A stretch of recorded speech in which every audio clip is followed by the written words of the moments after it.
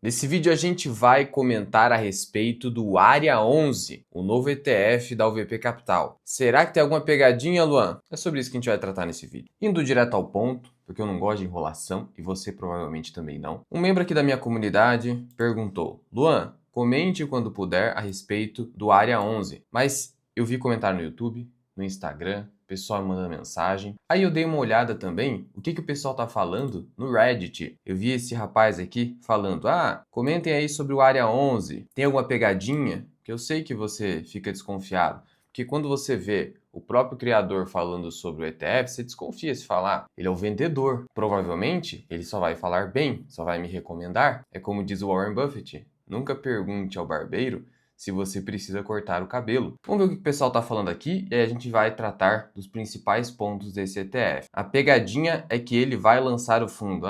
Sempre tem que ter o espertão, desconfiadão. Alguns influencers usam Reddit para se promoverem. Olha, difícil. Que influencers? Bobeira. Tem um vídeo do Raul Sena explicando: quem tem bala para dividir a grana em vários títulos do Tesouro poderia copiar a estratégia.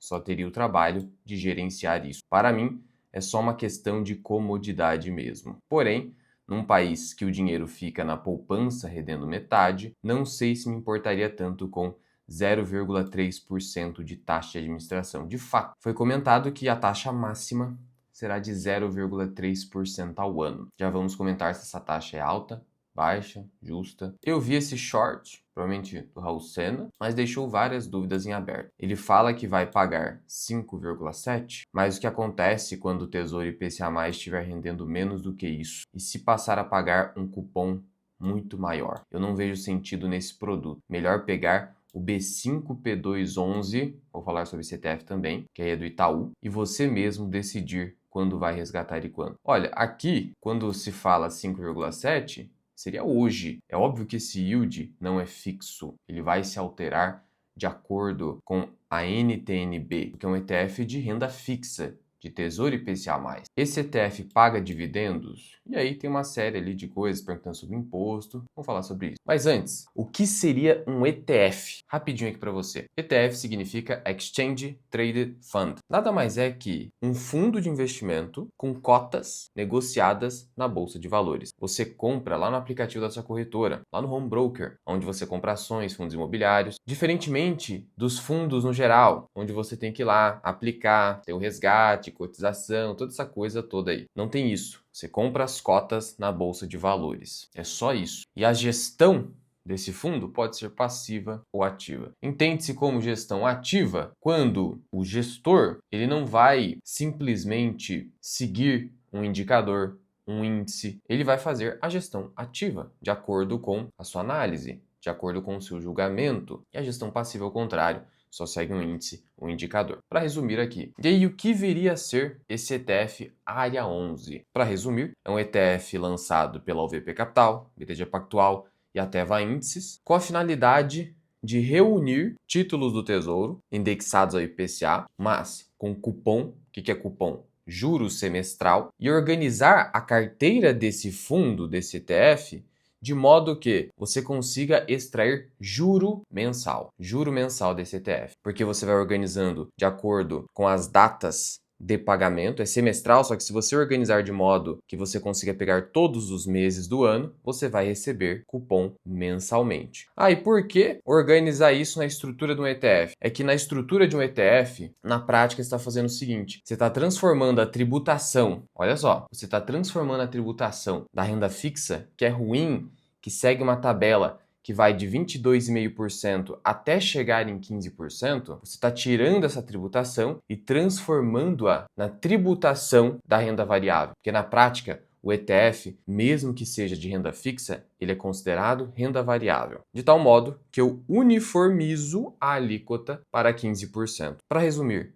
trazer eficiência fiscal. Então, de plano, a gente vê que tem aí dois problemas sendo solucionados com esse ETF. Primeiro, se eu investir diretamente nos títulos do Tesouro, indexados ao IPCA, principal índice de inflação, eu irei receber de forma semestral os juros. O ETF ele vai organizar uma carteira, onde eu consigo ganhar todos os meses. E o outro problema é a ineficiência fiscal de investir diretamente no Tesouro com cupom. Por quê? Porque, como paga a cada 6 meses, no primeiro semestre de pagamento de cupom, eu sofro uma tributação de 22,5%. No segundo pagamento, 20%. No terceiro pagamento, 17,5%. E aí eu chego em 15%. No final, a minha tributação média no período de 2 anos, ela foi de 18,75%. Ao passo que, com esse ETF, será de 15% já no começo. Mas vamos entender mais detalhes aqui. E aqui está a tela da Teva Índices. O que ela explica aqui? Que o Área 11 vai seguir o ITBR IPCA Rendimento, cujo objetivo é otimizar a geração de rendimentos e buscar a regularidade no fluxo de distribuições em uma carteira composta exclusivamente por NTNBs, com cupom, tá? Com juros semestral. Por isso que você vai receber o dividendo, entre aspas, mensal. Na verdade é juro, né? Que está vindo de um título público. Então eu já antecipo aqui, esse ETF não é para todo mundo. Não é para todo mundo. É só para quem precisa da renda mensal, advinda da renda fixa e quer proteger o capital principal por um índice de inflação. O yield médio prometido nesse ETF será de 5,73% ao ano. É muito? É pouco? Olha, num primeiro momento, se você comparar com fundo imobiliário, se você comparar com ações de dividendos, pode parecer pouco, mas a gente está falando de renda fixa e a gente está falando do seguinte: esse valor já é líquido e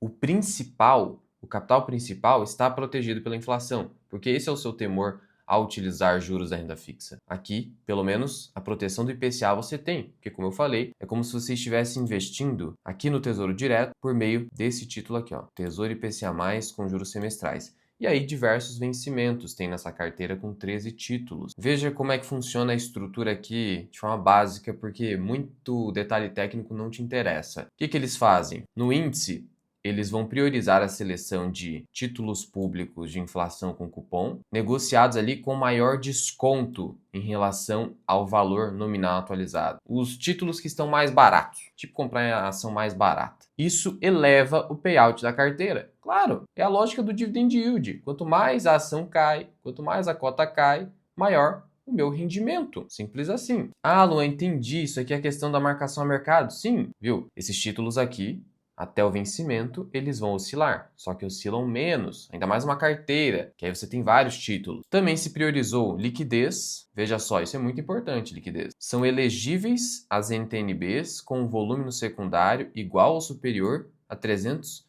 milhões no mês, anterior ao rebalanceamento da carteira, liquidez. E pagamento mensal aqui, organizando o cronograma das NTNBs. É assim que funciona. Sendo o que são esses os títulos que estão na carteira, 13 títulos, 100% IPCA, inflação oficial. Só lembrando que o ETF é o Área 11, começa a ser negociado a R$100 e que não sou patrocinado por nenhum criador desse ETF, só para deixar claro aqui. Só estou fazendo o vídeo mesmo pelos inúmeros pedidos. E aí eu vou responder as seguintes questões. Vamos lá. Primeiro, não vale a pena eu simplesmente investir nesses títulos diretamente e receber o juro semestral? Vale se você não se importa de receber semestralmente. Outro detalhe, a tributação aqui no juro semestral é pior, como eu já falei no começo, segue a tabelinha da renda fixa. Agora, é claro, se você não precisa do rendimento, você não está tendo que usufruir da renda agora, percebe a finalidade? Aí você nem vai pegar com juros semestral, você vai pegar Tesouro IPCA+, sem cupom, que daí você não vai ter esse problema tributário. Essa que é a diferença. Ah, Luan, em relação à liquidez do ETF, tem o market maker, formador de mercado, o cara que compra ou vende cotas, ele pode criar cotas para equilibrar os preços. Qual que é o detalhe negativo de ETF novo? Spread bid-ask, lá do book, quando você ainda tem pouco volume negociado. Isso tende a se normalizar com o tempo. Então isso existe, né? O pessoal me pergunta às vezes sobre ETFs irlandeses, isso existe. Então isso você avalia lá no book, se você for investir. Estou recomendando nada aqui. Mas é uma solução para quem precisa usar da renda todos os meses e quer fugir dessa tributação da NTNB com cupom. Me perguntaram também lá no Instagram, Luan, vale a pena só investir em Tesouro Selic ou fundo indexado a Selic, que eu ganho juros ali? Primeiro que a tributação desses fundos vai ser maior, vai seguir a tabela do imposto de renda fixa, conforme o tempo que você deixa o dinheiro lá. Segundo, Tesouro Selic, se eu fizer o resgate dos juros dentro dos primeiros 2 anos, eu vou seguir essa tabela da renda fixa. Não vai ser 15% só. E terceiro, que o Selic tem outra finalidade. Aqui você está indexado, está protegido pela Selic. Só que não necessariamente o Banco Central ele vai sempre estar conseguindo manter uma taxa de juros na economia superior à inflação. Ter um juro real alto, percebe? Hoje está muito alto, mas nem sempre é assim. Já no IPCA, pelo menos o IPCA você garante e mais um juro real. Então, Selic é a confiança de que o Banco Central vai manter um juro real alto. Só que nem sempre isso acontece. Então é outra finalidade. Não dá para comparar aqui. E aí eu vi uma pergunta ali no Reddit. Não é melhor esse ETF aqui, o B5P211 do Itaú? Primeiro que já não paga nada. É de acumulação. Então já comparou errado. Não tem como comparar aqui. Porque esse aqui não paga juro. Olha só. Ele é um ETF que faz o seguinte. Que investe em NTNBs com prazo inferior a 5 anos, sem cupom, não tem pagamento de juro. E a taxa de administração, isso sim é melhor, né? 0,2. A não ser que eles consigam reduzir depois para 0,2 conforme vai havendo adesão. Igual eles fizeram com o AUVP11. Então já sai por aqui, tá vendo? Que o pessoal confunde pra cacete. Tem nada a ver. Esse aqui é de acumulação. Seria equivalente a eu trocar o Tesouro IPCA mais 2029, por exemplo, que não paga até o vencimento, por esse aqui. Aí eu falei também aqui do AUVP11. Não é melhor? Aí é renda variável. A gente está falando de ações. Também está comparando errado. E ele não vai te pagar dividendo porque é uma bobeira você receber dividendo de ações no ETF. Nas ações o dividendo é isento. No ETF tem a tributação de 15%. Só faz sentido na renda fixa, que não tem como fugir do imposto de renda, exceto em títulos isentos, LCI, LCA, mas aí é outra história. Luan, para que eu quero isso aqui se tem fundo imobiliário que paga mensalmente também? Mas fundo imobiliário também é renda variável. A volatilidade será superior. E não só questão de volatilidade. Um fundo imobiliário, a renda dele pode cair completamente se você escolher um fundo que ficou sem inquilinos, que acabou tendo uma disparada na taxa de vacância, tem uma série de coisas. Aqui não, aqui é o título do governo. Risco soberano. Então você sabe que você vai receber esse valor. E o yield pode se alterar sim. É que hoje está 5,73%. De novo, parece pouco, mas com imóvel você recebe isso, de aluguéis, por exemplo. E como eu disse aqui, a ideia é você travar o IPCA e receber o juro. Que às vezes você vai falar o seguinte, mas olha aí, IPCA mais 7 hoje. Sim, mas tem que descontar imposto. Tem outro detalhe também. Tem a taxa de custódia dos títulos públicos, que é de 0,2% ao ano. Então aqui nesse B5P2, ele é 0,2, só que você não paga a taxa de custódia. Então aqui o cara zerou para você mesmo. No ETF área 11, se for 0,3, você ainda tem um custo maior de 0,10. Só que esse 0,10 acaba compensando pela eficiência tributária desse veículo, já que você não vai pagar aquele imposto lá no juros sendo pago, de 22,5% no começo. Fazendo aqui uma continha de padeiro, se eu tenho 100 mil reais investidos nesse ETF que eu quero renda mensal ali, etc., na renda fixa, na parte de renda fixa, quanto que eu vou ter de custo adicional? O 0,10, né? 100 reais. 100 reais por ano de custo adicional em cima desses 100 mil, tá? Agora vamos olhar para a parte de tributação. Se eu tenho 100 mil e esse ETF vai me dar 5,7 de rendimento, eu vou receber 5.700 por ano, nesse caso aqui. Investindo diretamente no Tesouro, eu vou pagar 22,5 no primeiro semestre. Ou vamos pegar a média, como eu falei, 18,75, fica melhor, né? Nos primeiros 2 anos. Eu vou pagar, olha aí, ó, 1.068 de imposto, 1.068. Agora vamos trocar já para a tributação de 15, que é a do ETF área 11. Então é 5.700 vezes 15%, 855. Logo, 1.069, investindo diretamente no Tesouro, isso aqui é imposto, versus 855 do área 11, vai dar 214. Logo, se eu tenho uma diferença de mais de 200 reais aqui nesse caso, significa que o 0,10 ali de taxa adicional que eu pago no ETF ainda compensa, porque ele me gera um custo adicional de 100. 100 menos 200, 100, 114. Logo, vale a pena tributariamente o área 11, mesmo com esse 0,10. Agora, se esse 0,10 cair para 0,20 no total, não ter 0,3, como no ETF ali do Itaú, aí, meu amigo, obviamente vai valer mais a pena. Porque no Tesouro você tem a taxa da B3, 0,2. Mas lembrando, por mais que seja renda fixa, varia de preços, tem marcação a mercado, só que a volatilidade é inferior. Ponto negativo mesmo é o fato de que no começo você vai ter spread bid-ask, lá do book de ofertas. A tendência é que o market maker resolva isso, mas ele pode ganhar ali com um pouquinho de spread, quando tem pouca liquidez. Mas isso tende a se normalizar com o tempo, com a adesão dos investidores. Mas afora isso, é um produto que resolve um problema de um grupo seleto de investidores que querem eficiência fiscal nos títulos com cupom, pagando menos impostos, e a gente viu que compensa aqui, fizemos as contas, mesmo com a taxa de administração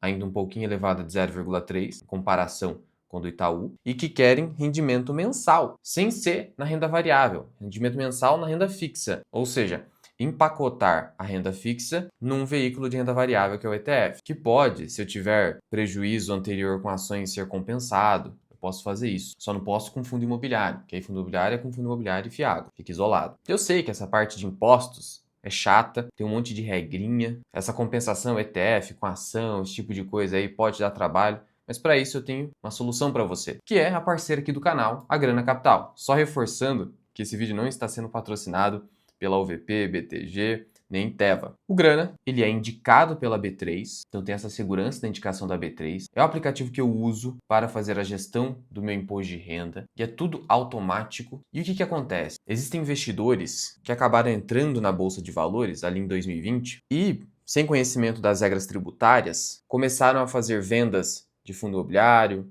achando que poderia compensar com ação e vice-versa, achando que fundo imobiliário tem o quê? Tem aquela isenção de 20 mil, não tem, nem fundo imobiliário nem o ETF, e tem débito atrasado, e às vezes nem sabe. Só que o Grana puxa tudo isso para você desde 2020 e já emite a DARF ali mesmo, tudo no aplicativo, sem a necessidade de você ter que fazer uma emissão externa, ou seja, reduz barreiras para você e tem a segurança de ser indicado pela B3. E foi pensando nisso, nesses débitos eventualmente retroativos, que o Grana está com a campanha só até o final de setembro, que é o Desenrola Grana, em que você assinando o plano Mais Grana, que é o mais completo de todos, em que você garante tanto a declaração de imposto de renda em menos de 5 minutos no ano que vem, quanto agora o pagamento dos débitos e a automação do imposto de renda, que é o IR mensal, se assinando esse plano agora, com o cupom DESENROLA, você vai receber 25% de desconto. Portanto, baixe o Grana para baixar de graça e assinando o plano Mais Grana com o cupom DESENROLA você vai obter 25% de desconto. Link